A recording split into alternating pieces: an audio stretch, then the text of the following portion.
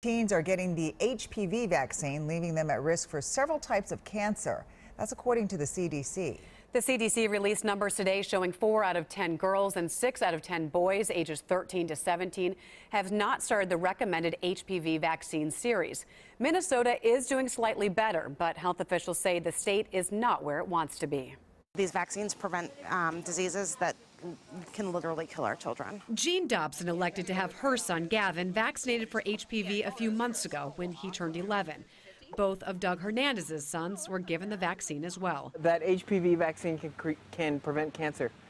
That's sort of the beginning and the end of the story for me. But they are in the minority. We're not where we want to be. Lisa Randall with the Minnesota Department of Health says 67% of girls and 44% of boys ages 13 to 17 have had one dose.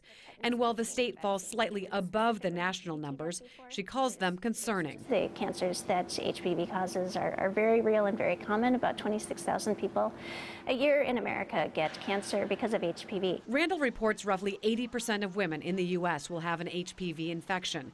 That generally means it will affect the same amount of men.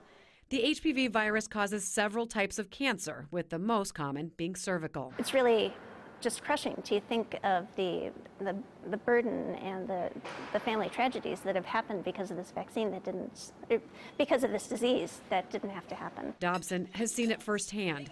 She hopes other parents will give their kids the protection they didn't have growing up. I know a lot of people personally who are dealing with the effects of HPV and what cervical cancer can do and how dangerous it is. And I don't want my children or my children's partners to ever have to deal with that.